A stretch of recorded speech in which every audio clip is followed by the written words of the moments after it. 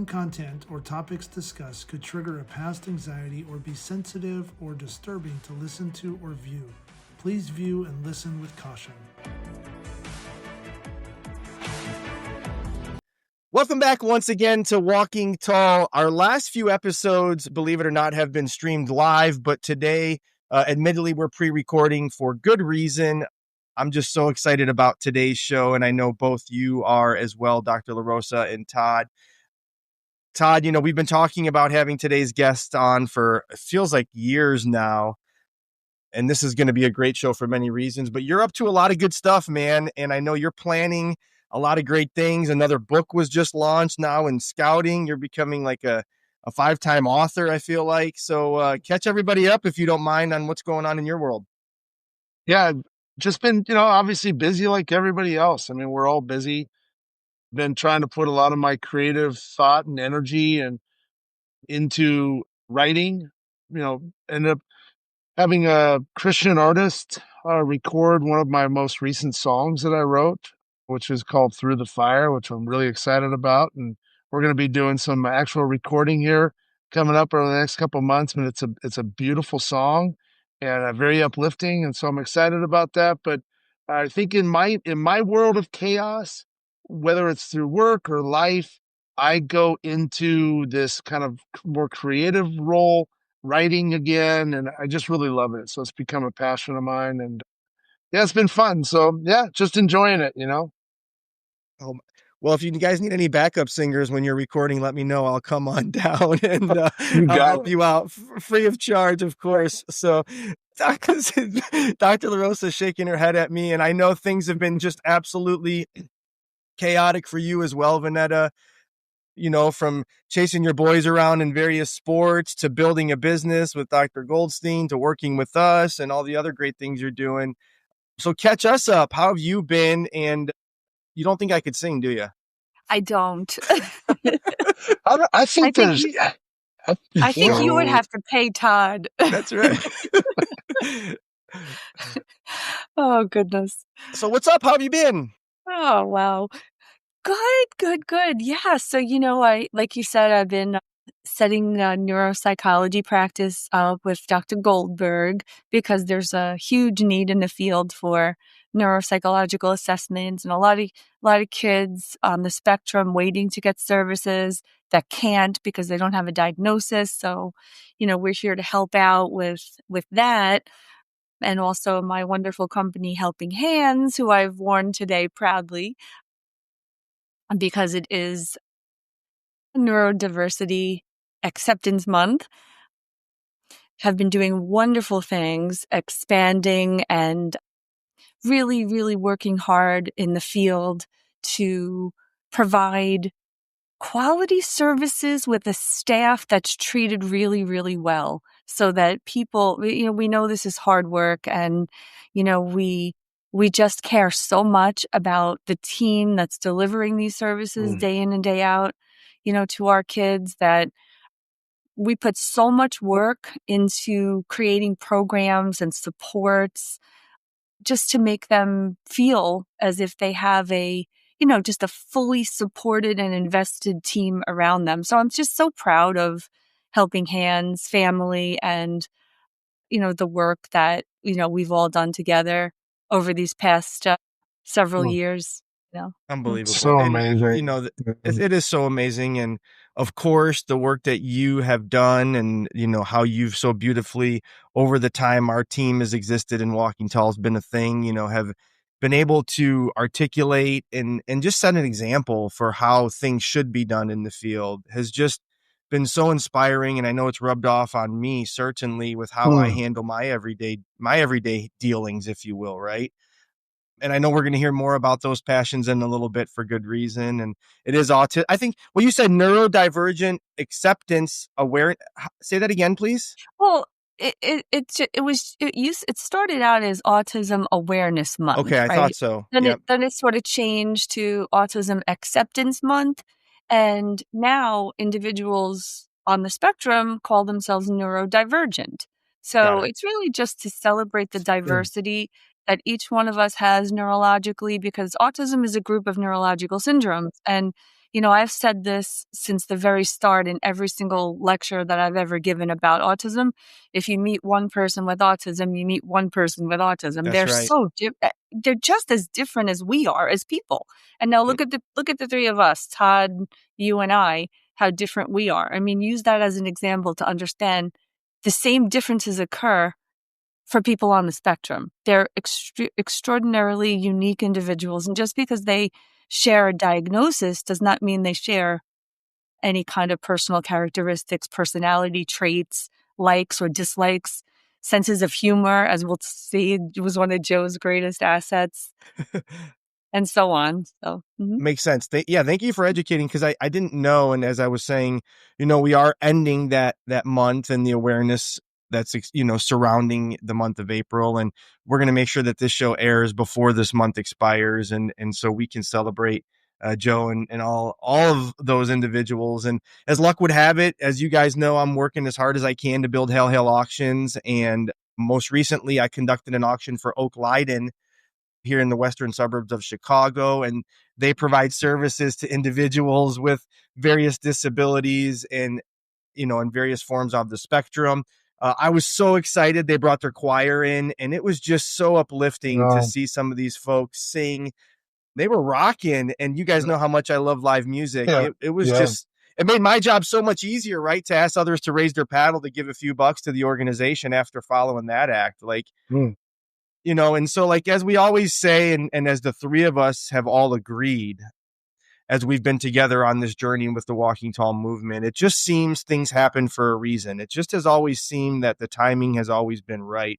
It just seems that the guests we bring on are always coming into our lives, whether it was Crystal and your mom, Dr. LaRosa, or Woody and, you, Todd, at the start of our show, or Brandon, Cody, and me, right? It just, I'm getting goosebumps thinking about it right now. And I was so honored to get to meet Ellen briefly earlier this week, as having a conversation with her, and all about, I think, my notification just went off. Did y'all hear that?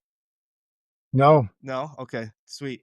I'm sorry about that. I think you're good. So, okay, sorry about that. I was just so honored, to have gotten to know Ellen earlier this week and having a conversation with her, hearing her story, obviously getting to know more about Joe and Gretchen, which we're going to hear about. But Dr. LaRosa, you've been trying, I feel like, for years to get this story brought to life through our movement, and have Ellen and anybody else in her circle of influence on.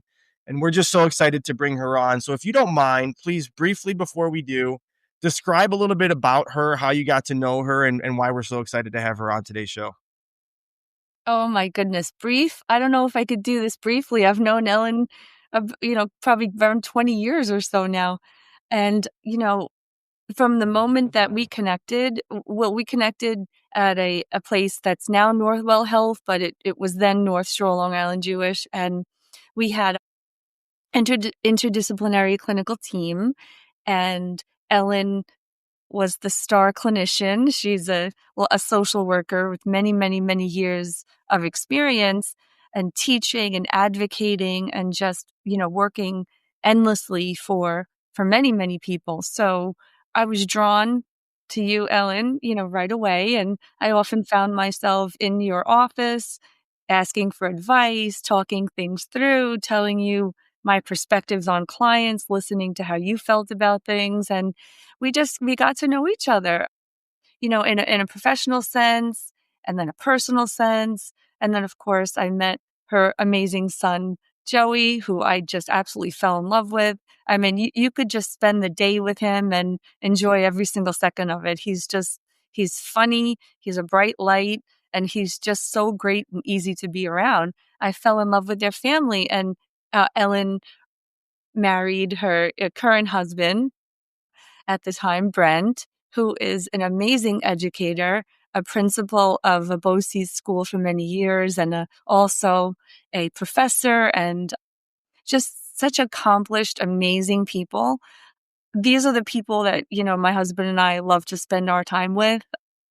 We enjoyed so many wonderful conversations, and really, we just share concerns about the field. We share wishes and hopes and goals, and, what we wish everybody will understand about people on the spectrum. And we try our best to just advocate, in any way that we can, as small as it is, on a daily basis for those people that we know and love. So that's how, and we've stayed connected all these years. I love it. And she told me the same. So it's our honor. If you don't mind, let's bring Ellen to the stage, please.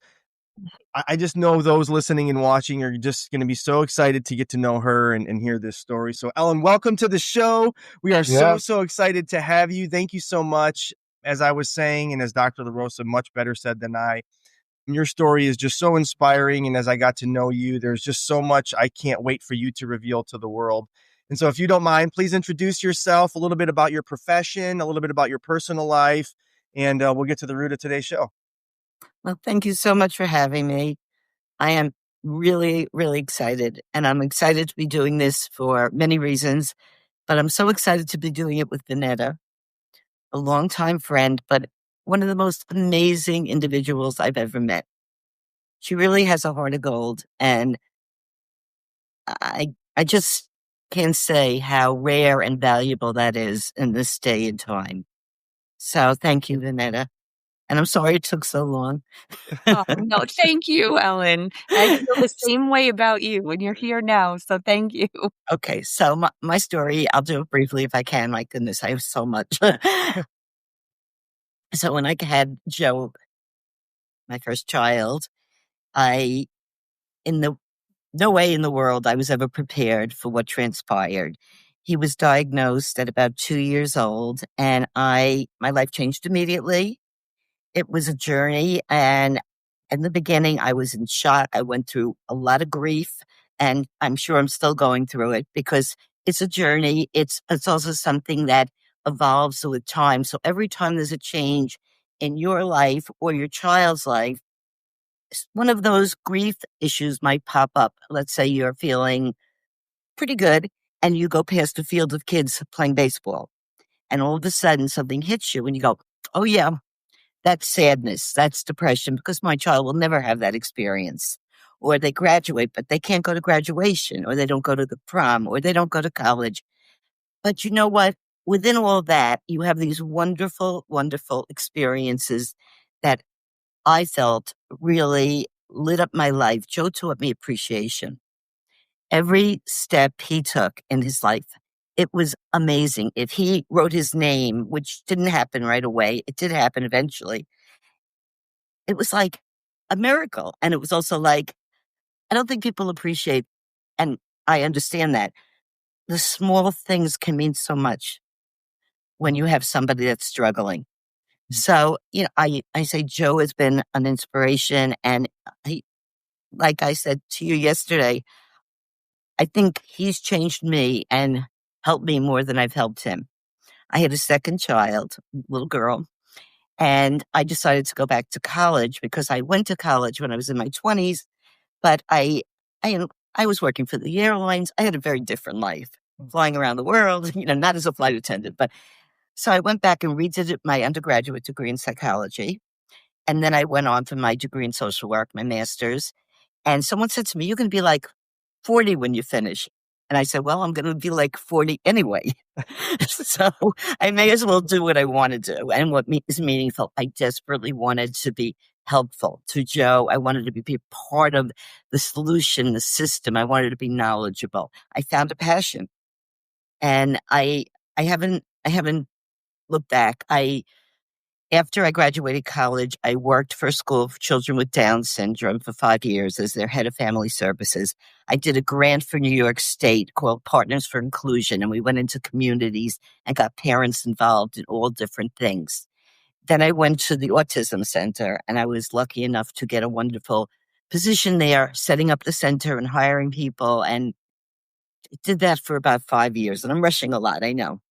I also, during that time, wrote a couple of grants for OPWDD, and one of them, which I'm especially proud of, I did with another parent, and it was having people with special needs go into the community in small groups with a peer mentor, like a high school student, and a group leader, and have typical experiences. They go pizza, they would go to the movies, and they would make all their own decisions. They would learn how to spend their money. They'd learn how to cross streets. It was great, and it was not a lot of money to fund it. And it's still going on, by the way, Vanetta. In the the three programs I worked in, they all carried it. So that was great. Amazing. After Autism Center, I think I was teaching at that time. I taught in the psychology department. I still am an adjunct. And I taught lifespan, exceptional child development, and adult development psychology. So I also had a private practice that I started during that time. And up until COVID, I had an office, and now I do some private practice work with some of my longtime clients, mostly, over Zoom and things. But I'm also on the board of the agency that Joe is involved with. And I won't mention the name, but it's amazing, unbelievable people. They serve so many different people in so many different traumatic brain injury, veterans.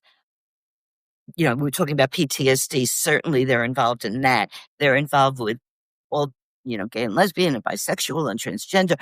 They do everything, and they try, and they do a really nice job. Not perfect, but they're great. So I've been on that board for about 10 years. I was the president for a while. It's an honor. The honor is I'm the only parent on it. So I get to, be very politically correct. I give my opinion as a parent as well as a professional, and I feel that I can make a difference. I've been running But Ellen, groups. can I ask you a question? And I know you said Sure, you're of rushing, course. but I wanted to hone back in on a couple things you mentioned. And Sure, I know I'm that, going fast. So. no, well, you've done a lot. We only have so much time. Otherwise, we'd be a 3-hour show with all the accomplishments and accolades you have. So, but you touched real briefly on, and I think we should focus a little bit more, if you don't mind, in raising a child that's on the spectrum. You mentioned the grief, and you mentioned some of the personal mental health hurdles that you had to overcome. And if you don't mind, I want you to just talk a little bit about that more in depth, because as we know, and we're not going to get too political as always, but there were some things recently said, and we want to do as best as we can to provide an accurate and clear depiction of what a family life is like with somebody going through what Joe is going through and on the spectrum, and what all the things, because there's some things you also said that, we're going to have a little fun with and dispel, but you had mentioned having, the individuals with which you worked with spend their own money. And I just thought, well, that means they're paying taxes. But anyways, so if you don't mind, please, talk a little bit about what that was like personally, the mental health hurdles that you experienced. Yes, it's really, really interesting because at first you don't understand why you're feeling all these feelings after you have this child, and you're going to doctors and you're getting information and you're finding out they can't go to school here, or they're not fitting in there, or they're having behaviors. And as wonderful as Joe is, when he was young, he was so behavioral. He was kicked out of 3 schools. It was very traumatizing. I felt very isolated. I felt sad. At first, I couldn't even believe it. I was saying to myself, well, he'll be okay by the time he's in kindergarten. I was in shock. I wouldn't tell my friends that he was going to a different school. So I used to say, oh, he's going to a nursery school in another town. I was definitely in denial. All those typical grief issues you have. And I felt like my husband and I were not on the same page. And that was very painful. It's often the case that married couples have difficulties. I think it's almost like 3 times as many divorces happen, up to 80 or 90%. It's a whole thing that affects the family greatly. And I mean, Joe needed a lot of special help, but my daughter was there too.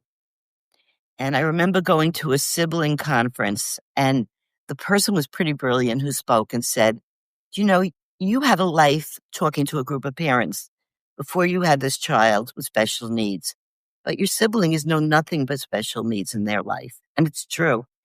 And so they're actually impacted even more than you are. Mm-hmm. And so I really began to focus on, I ran sibling groups out of Northport. I ran it for the SEPTA program and SIP shops. And I started to get to know the siblings and the impact it had on them. And it's a good and a bad thing. It's a difficult thing growing up with a sibling with chronic illness, mental health issues. developmental, anything.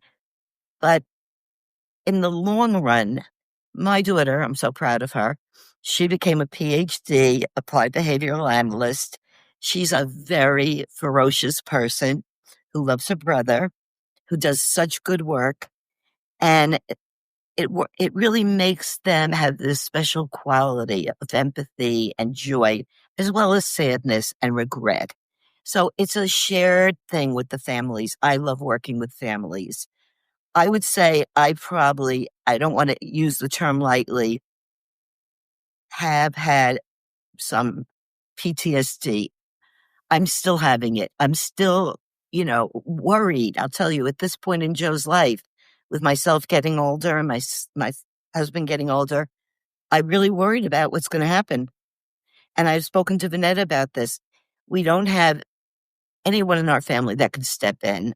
My daughter has a child who's got epilepsy, so she's got her hands full. And I just could not do that to her, although she said if I had to, I would. I don't know. Society is not prepared, not just for my son, but for the large influx of people we're getting who need different kinds of care as they age, as they grow up, as they need to get educated. Absolutely. And Ellen, you said it. We're not prepared, and I want I know we have so much to unpack because you hit so clearly on some of the mental health struggles that you and your family endured, while also achieving such greatness, if you will, in all of these positions that you went on and getting your degree as a young mother. But what I was thinking as you were saying that, Todd, you've been so great to, talk about your daughter and what she's been doing and her focus of career and the care she's providing for others like Joe with various forms of disability. And you being the dad of somebody who's so eager to help. I just can't imagine what's going through your heart right now, hearing Ellen's story and knowing what your daughter's going through and her education of aspiring to be somebody like both Vanetta and Ellen. Oh my gosh, Chris. Yeah, I mean, my emotions right now are like at an all-time high. Just listening to you talk, Ellen. I mean, we've gotten a chance to listen to Dr. LaRosa talk about her all her accolades, and just she's a power player in the space of just being an angel in our physical world. And I think God presents us with people in our lives that, sometimes we don't take advantage of being around and learning from, and you're one of them. I mean, just an absolute rock star. I'm waiting for both of your wings to just kind of unfold a little bit, just so we can see the physical angelic form of who you are as individuals. And you talk about Gracie, my daughter. She is on that same path. She gives her life to helping others. She's working with a family that has two children on the spectrum. She takes them out. She's on the routine. She loves them. This is what she wants to do. She's passionate about being in this field of whether it's nursing or following your path. Her whole mission in life right now is just to help. And so they're just separators. You two are just separators in our world, and we walk by you every day in society. You never know, like, oh my gosh, like there you are. There's an angel that just walked by, and it's in the form of an Ellen or Dr. LaRosa. So thank you so much for just being yourself, and then the other piece to help educate.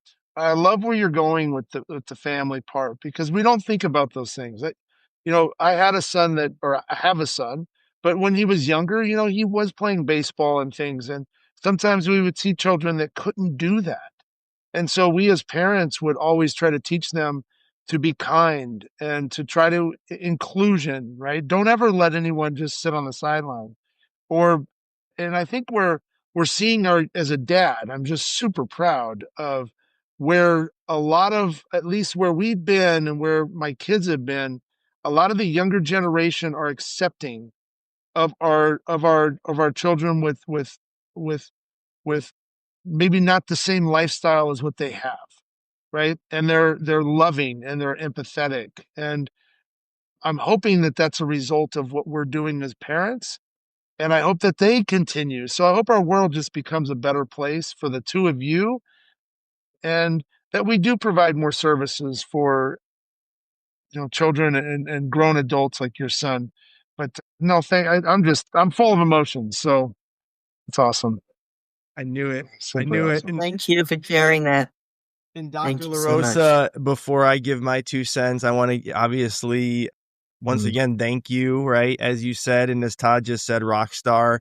Of course, Ellen, as I got to know her and hear more about everything she's done, and really, as you know, with our movement, right, we aspire to encourage others to be more vulnerable. And there was no greater example of what Ellen just showed in telling her story and being vulnerable of some of the raw horrors. That may not be the right word. The harsh realities, I guess, is a better way to describe it, of being a parent and watching your child grow up on the spectrum and have various forms of disability, whatever the case may be, right? But then be such a champion and just make such a difference in the world, just like yourself. So, Dr. LaRosa, I know you're chomping at the bit. We may have to put our coffee down and let you take the stage for quite a while. So have at it. No, no. I just want to point out, though, when Ellen speaks, don't you find yourself drawn to hear what she's going to say? And isn't it Yeah. comforting? Mm. Ellen, you're just blessed with such a gift to do that for people.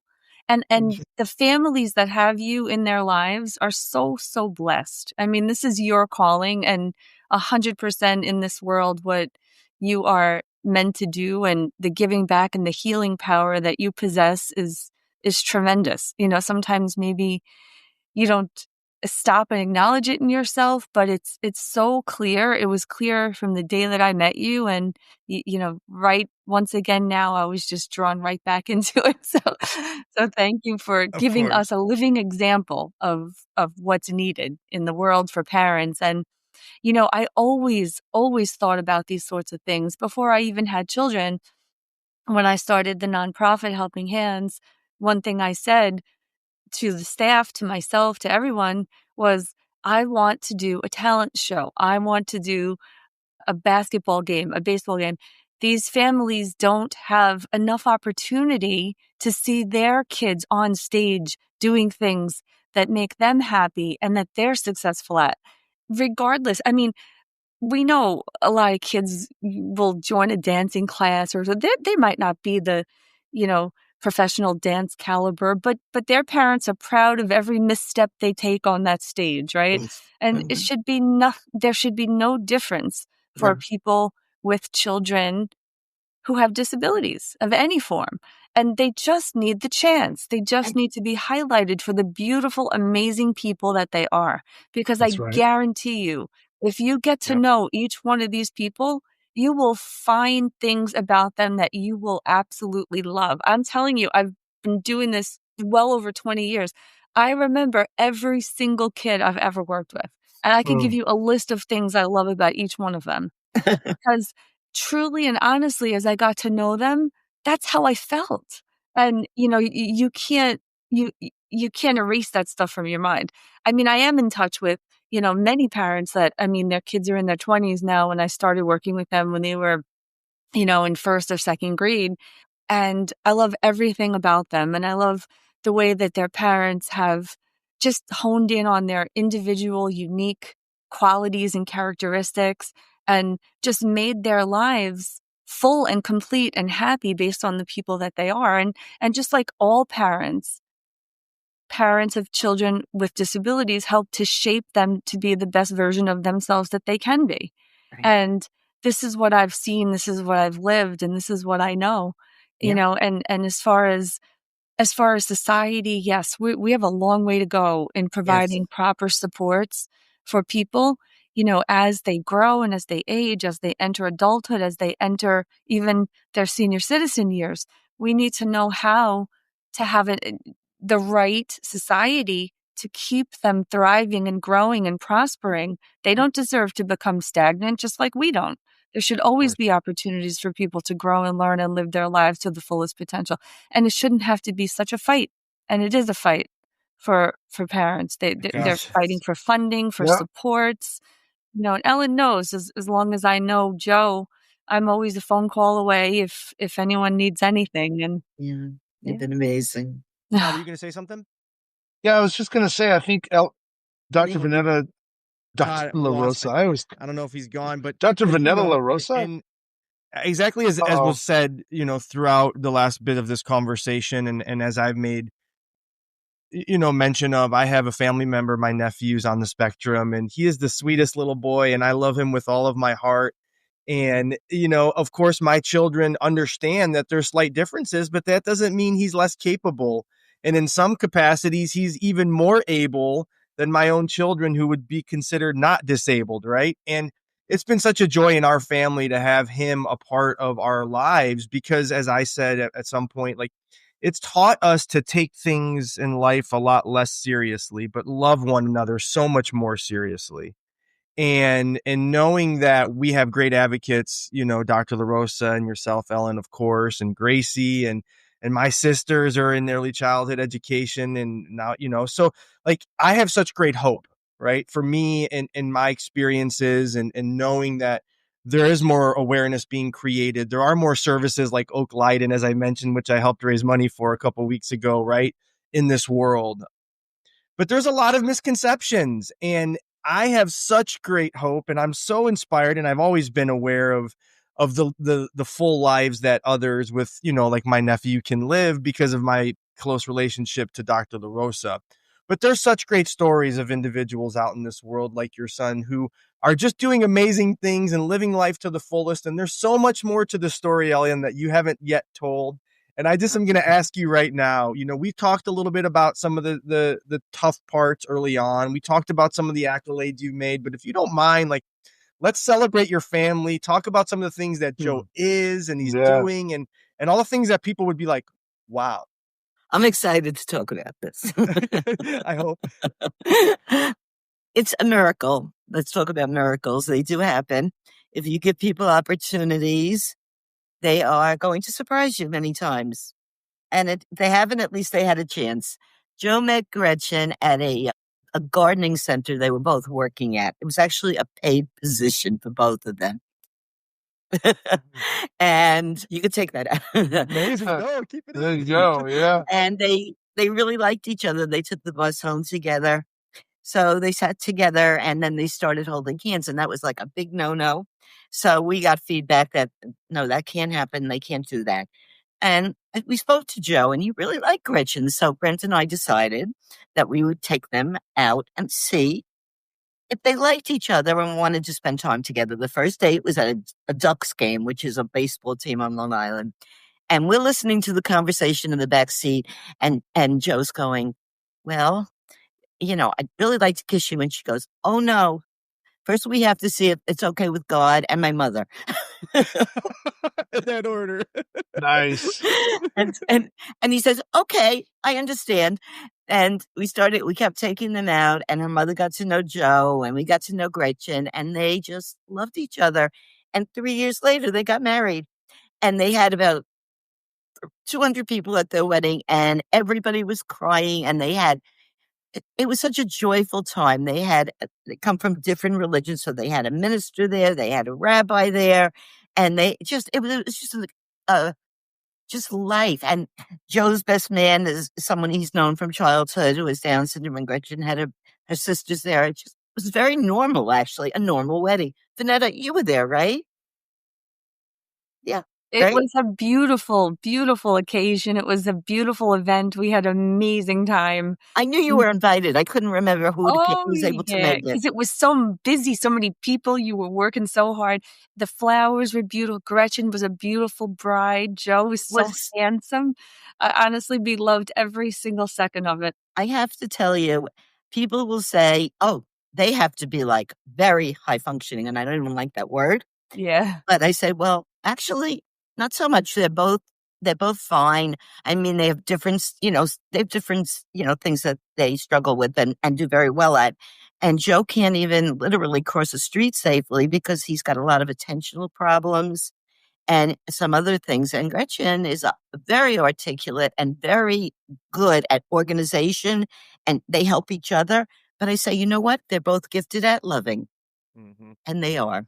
They love like people I have never seen.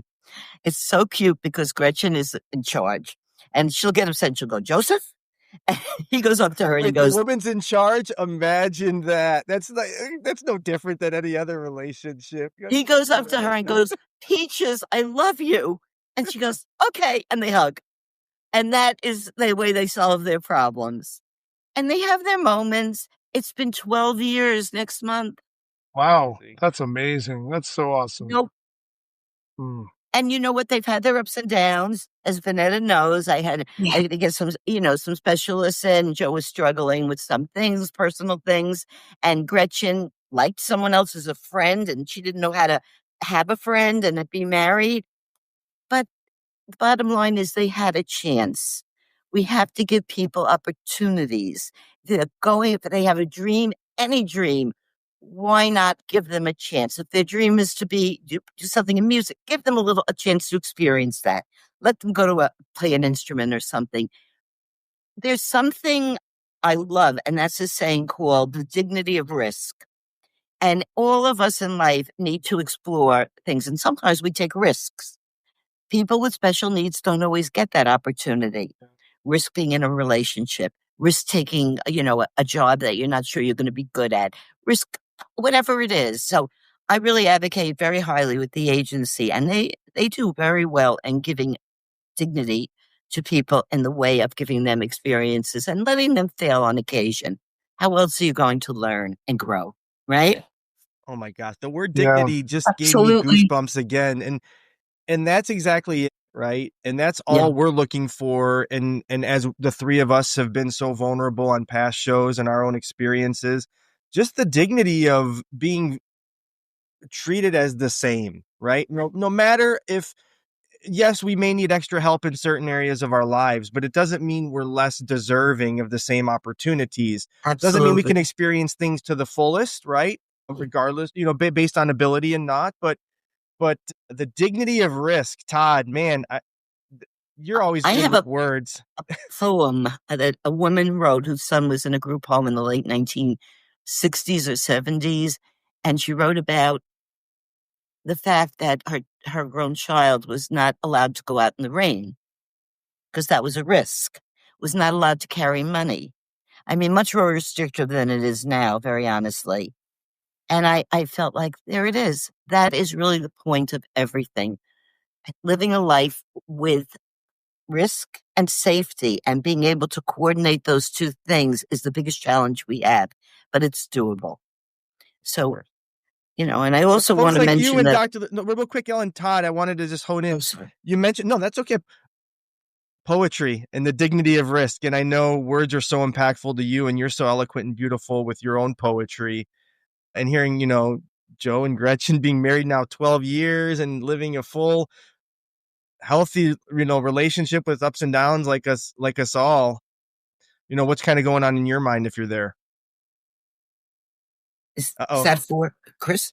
No, that was for Todd. He's gone. So Oh. He was just there. we'll keep going. We'll keep going. Dr. LaRosa, if you don't mind, the dignity of risk, right? And you see this on a more consistent basis than even I or Todd. And you actually are able to impact others, and you're able to encourage risk, and you're able to see how far you could push various individuals. So, what about that stands out for you? It's truly and honestly something that I have fought for every person I've had the pleasure to work with. I mean, in terms of usually we're called in to write some kind of behavior plan or assist with some type of behavior management or something like that. And we spend, I did my dissertation research on this, on the power of stimulus preference assessments. I mean, basically, that just boils down to spending a lot of time and energy on what people like. What do they prefer in life? What are their motivators? What are the things that make them motivated to behave and to learn and to do, right? So the driving force behind behavioral success is really finding things that motivate people to change. And that's where a lot of the work comes in, because it's sometimes overlooked, or it's kind of taken for granted that because a person has a disability, that they don't have a wide array of preferences and motivators and desires and goals and dreams. And when you get rid of that foundation and that premise goes away, and you understand that they have the same potential to develop those motivations as anybody else, then behavioral success kind of follows suit. But without that beginning understanding, if you try, you know how many programs I've seen from parents that come in and they say, I don't know why my child is not making any progress. And I said, well, bring your programs in. Let me take a look. I look for 6 months, the behavior is flatline and stagnant. What are they using as potential reinforcers? Verbal praise. What made you know that verbal praise was actually motivating to this individual? Where's your preference assessment and when was it done? Right. No answers, right?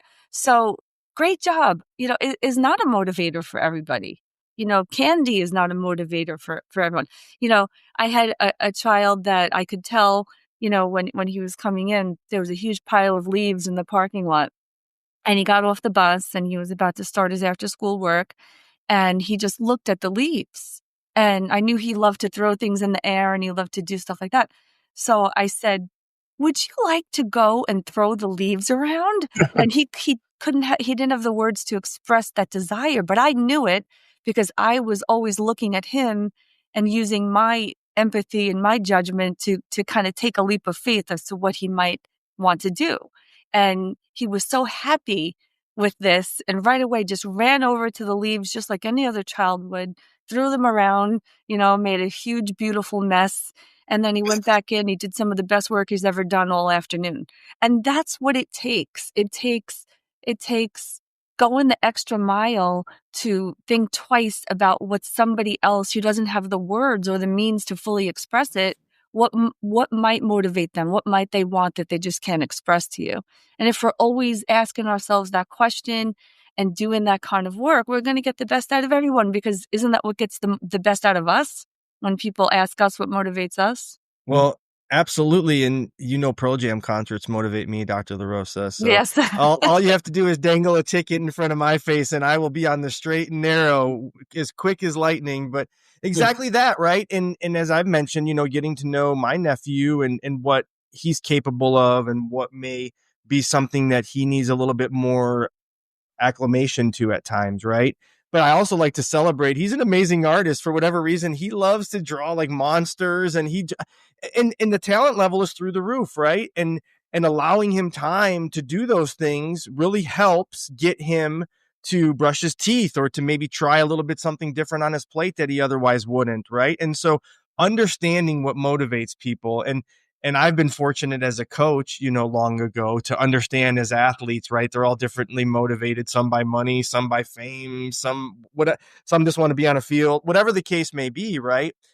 But if we're just treating people as people and not looking at them for what they may not be able to do or how they're presented differently than the norms, gosh, think how much farther we would be in this world and how much more accepting of a place it would be. And Ellen, you've been just amazing in describing everything you've experienced as a mother and all the education you've went through and then celebrated Joe and Gretchen and their beautiful marriage. But, there's so much more that I'm sure you want to say. So please, if you don't mind, continue on, because I'm sure those watching and listening are like, Chris, shut up. Let Ellen talk. I would really love to continue. Yes. Because I have so much to say. I think of things that I want to do. I think of things I've done. And I just want to, I just decided recently I'm going to grow my private practice.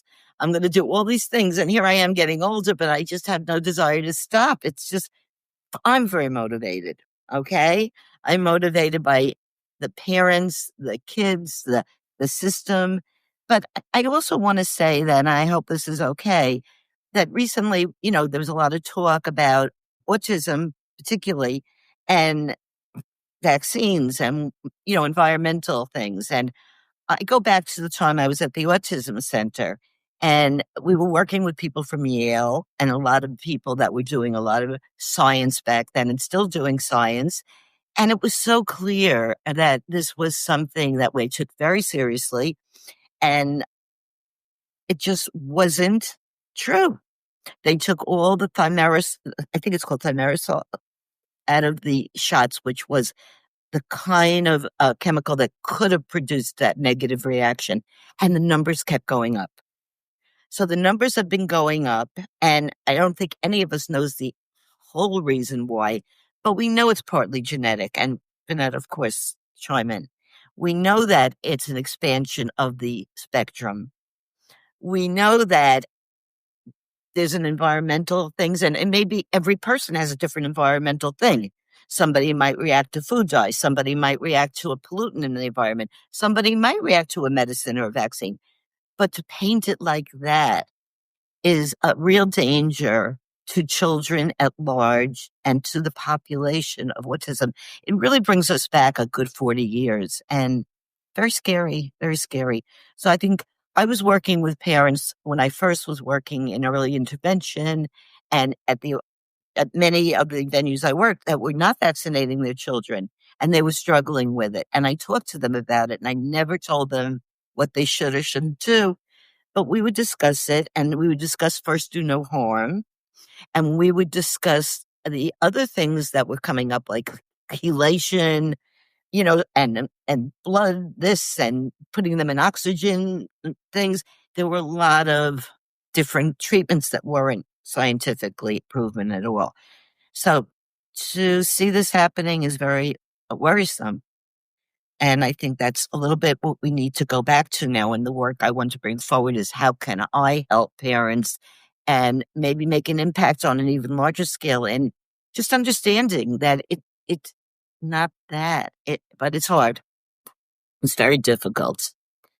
So, Dr. LaRosa, this was my most, and unfortunately, Todd just texted he's having technical difficulties. He's not going to be able to join us for the remainder of the show. He's not able to get on. So it'll just be the three of us, if that's okay. But I've been so excited about this part of the show because exactly that, as Ellen said, there's so much that's been spewed. I'll use that word about over the most, recent weeks about autism and about causes and about preventions and about just nonsense, right?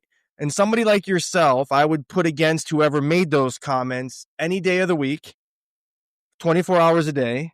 And so I'm excited to hear what you have to say. We're not here to call attention. We're not here to make this a political conversation, but there were certain things that were said that with certainty through your own experience, your own education, your own research, your own knowledge. I can go on and on that weren't true. So please, the floor is yours.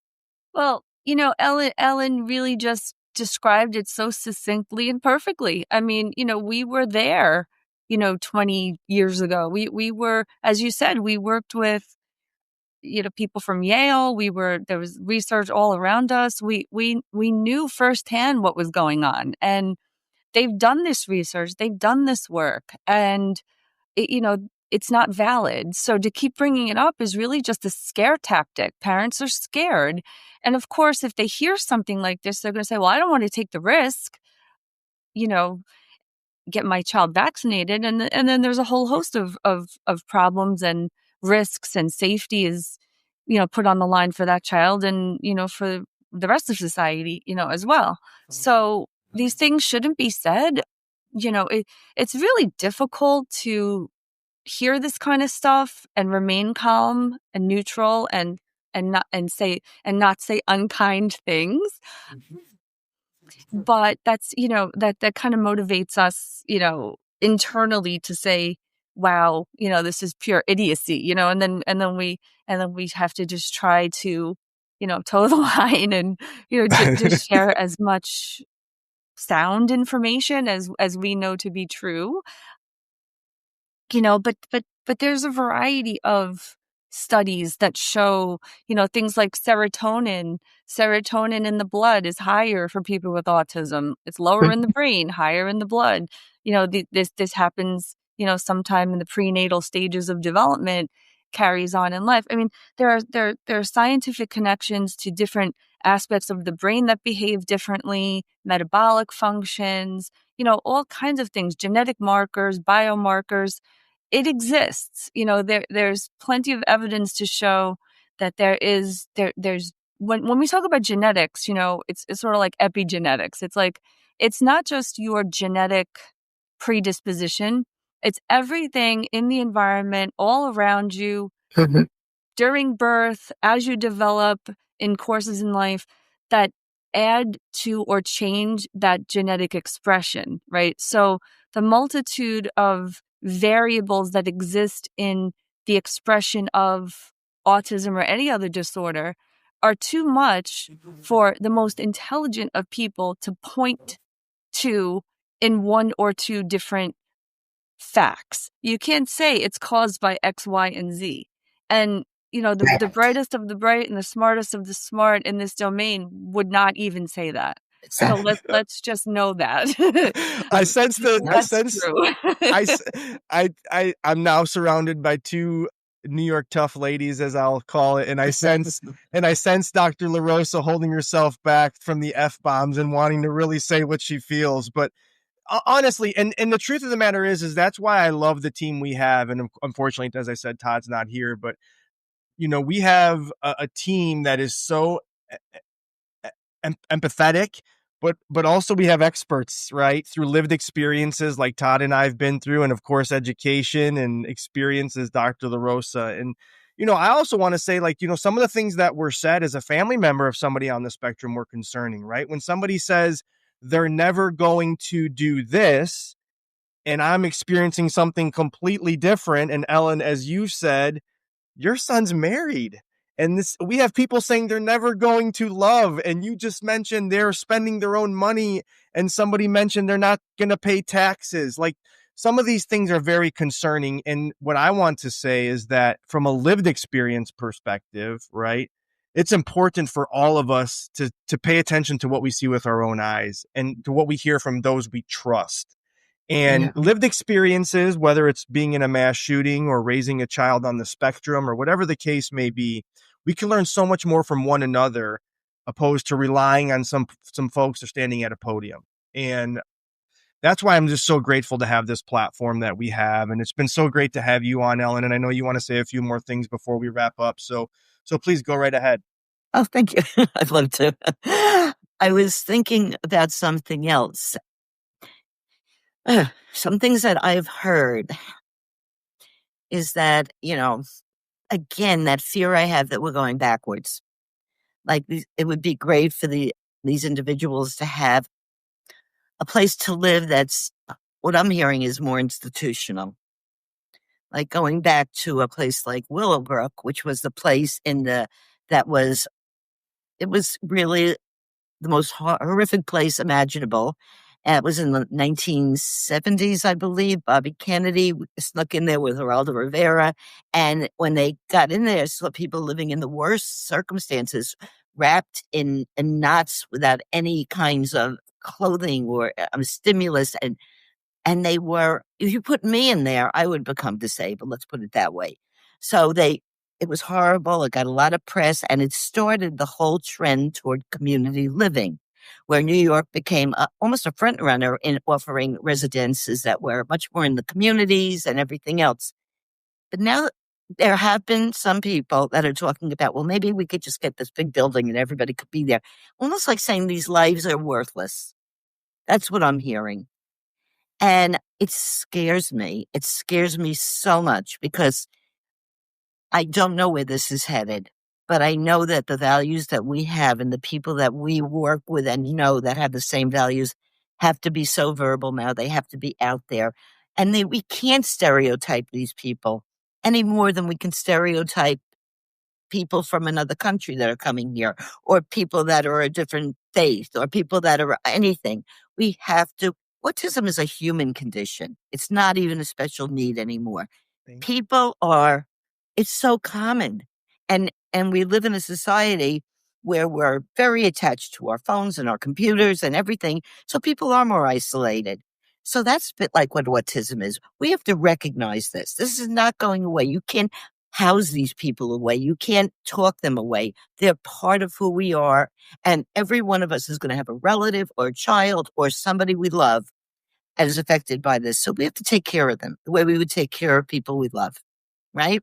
So beautifully said. And I'm so passionate. Yes, I know. Gosh, we can go on forever, but we try to keep it succinct. And Dr. LaRosa, I know you're just so filled with joy and information and anger and all the things. And yeah, just please go ahead.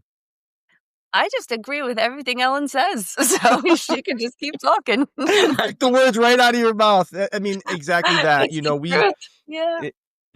it is so true. And, that's what we aspire to do here with the Walking Tall movement, right? We aspire to inspire approachability, vulnerability, acceptance, love, information sharing, experience sharing. And Ellen, you've just been such a great guest and such a great storyteller and such a profound speaker in being vulnerable with your experiences. So thank you so much for being on today's show. I wanted to share one thing with Vanetta. At the beginning, you said if you know one person with autism, you know one person. I wrote that down 2 seconds before you said it on a piece of paper, because it's one of the things I always said. If you know one person, that's it. That's probably where I got it from. But isn't that funny that I just wrote it down? Well, usually we end Listen, that's fate. And as I always say, timing is everything. We usually end our show with a walk tall, but I think, to honor folks like Joe and my nephew and all the amazing individuals that Vanetta's working with and Gretchen, we want to just say, if you meet one person with autism, you just meet one person. Have a great rest of your day. Walk tall.